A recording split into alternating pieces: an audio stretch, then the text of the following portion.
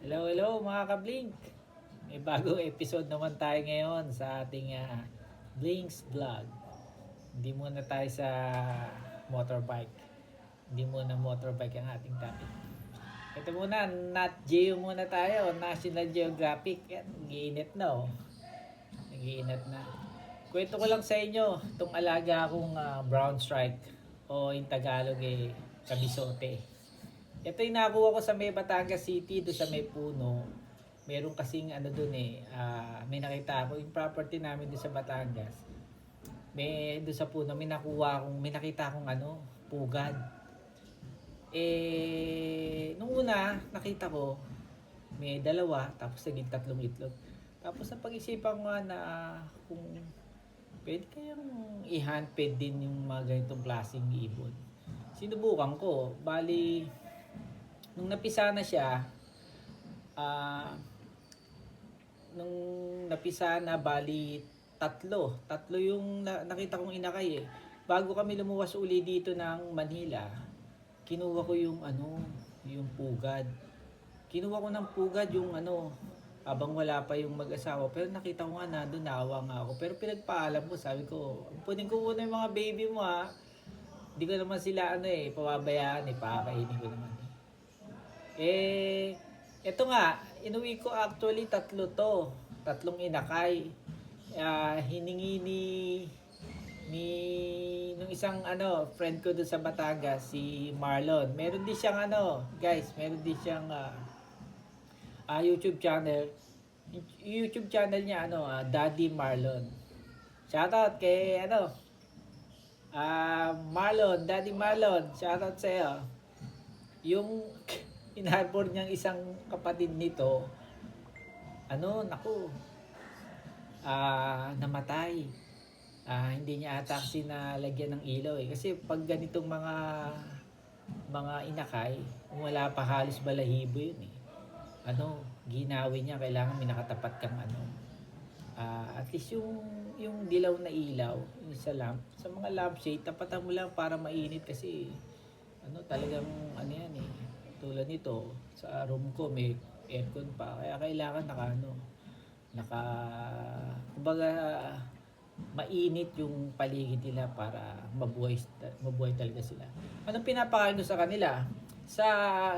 Pag nag-handfeed ka ng mga ibon like this one o kaya yung kasi meron din akong hinhandfed na African lovebirds. Kaso hindi ko pa na-topic Okay din siya, maamo. Nandyan, nasa kabilang kulungan Nag-try din ako mag-handfed ng kakatil. Pero medyo hindi maganda naging resulta noon. Hindi ko nalagyan ng lamp kaya namatay yun. Ito nalagyan ko ng lamp kaya kaya nabuhay siya. Yung kapatid nito, tatlo yan Inarbor nga ni Daddy Marlon yung isa, namatay. Tapos dalawa na lang siya, naiuwi ko dito sa Manila. Ito, yung kasama naman niya, mahina, kaya namatay. Ito malakas. Feeling ko ito yung lalaki. Yan. Pinangalanan ko siyang Kobe dahil sa feeling ko kasi ito yung mga kabisote in English brown stripe kasi ganyan yung looks nila sinearch ko sa internet. Brown stripe ang nila name, ang kanilang uri. Yan, di ba? Bait niya maamo siya sa akin di ba Kobe? Kaya naging Kobe yan, kabisote. Okay mo yung pangalan niya. Di ba Kobe? Papakita ko sa inyo yung video niya nung maliliit pa yan, pinapakain ko. Dalawa sila, kaya ito lang nag-survive si Kobe. Di ba Kobe? Ito yung laging gutom. Every 30 minutes, pinapakain ko to Diba? Ito yung yung food niya powder.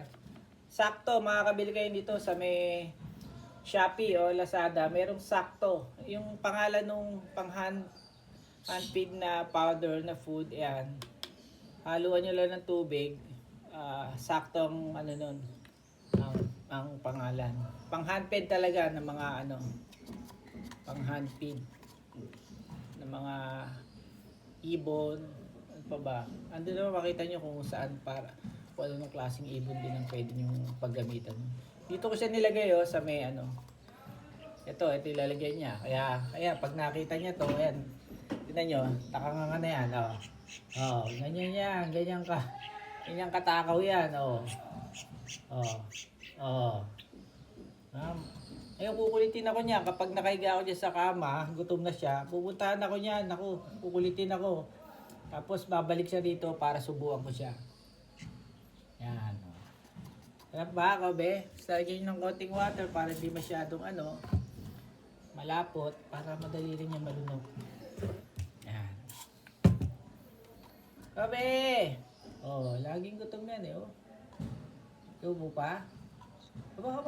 Aba, gusto naman niya ata water. Ito yung isa water. Ayan o. Kaya ano yan eh. Kaya na sana yan eh. After ng isa, medyo malapot eh. Ayan. Parang babanlawan naman yan ng water. O. Diba? Bait yan eh oh. O, hindi siya mailap. Hindi katulad ng mga tulad nilang ibon na yung maya sa labas.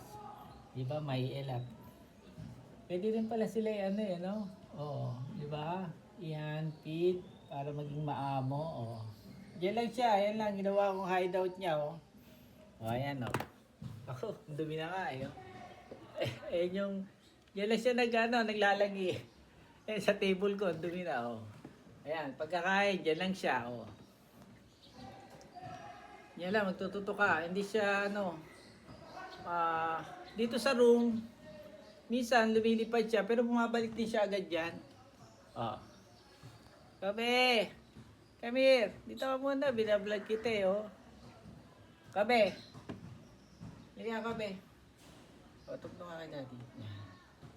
Dito ka muna, papakita kita eh. Oh. Pakilala ka muna sa kanila, Kabe. Kabe. Liga Kabe. Come here, come here. Come here. Dito ka, dito. Ayan. Meet Kobe. Ayan si Kobe, oh. Medyo nag-improve na rin yung balahibo niya. Ayan. Okay na rin. Yung buntot niya hindi masyado kasi nga sumasayad doon sa kulungan niya, oh. Pag tina-travel ko siya, umuwi ko yung Batangas, ayun, yun yung kulungan niya. Nililinis ko na lang, eh. Ayan, dyan lang siya. Minsan, lalagyan ko ng daon ng malunggay, tinutuka-tuka niya. Ayun, medyo na iba, oh. Tuyo na. Oh. Yan lang siya dito sa room. Oh, ayan, pag ganyan-ganyan. Di ba, Kabe? Kabe, kiss mo na. Bait siya, oh. Di ba? Walang palag. Oh, kahit tawakan mo. Oh. Di ba, Kabe? Good boy, ah. Oh.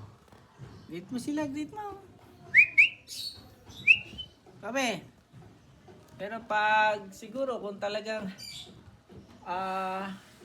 naghanap na siya ng mga friends niya o yung magiging lover niya, hayaan ko na rin siya sigurong lumipad dyan sa puno. Sinubukan ko lang naman actually na kung tinry ko lang kung mapapaamo yung mga ganito klase ibon. Pwede din pala. Diba? Sige, tingnan natin kung siguro abangan nyo yung next video nito sa improvement pa ni Kobe kung ano yung mga development pang mangyayari sa kanya. Okay guys, see you next time, next video. Kobe, paalam na si Kobe. Kobe, come here. Kobe, come here. Come here. Papaalam na si Kobe. Paalam na, Kobe. Goodbye. Thanks for watching. Okay, bye-bye. Diba? Okay, next time ulit. Yan ka na. Bye-bye.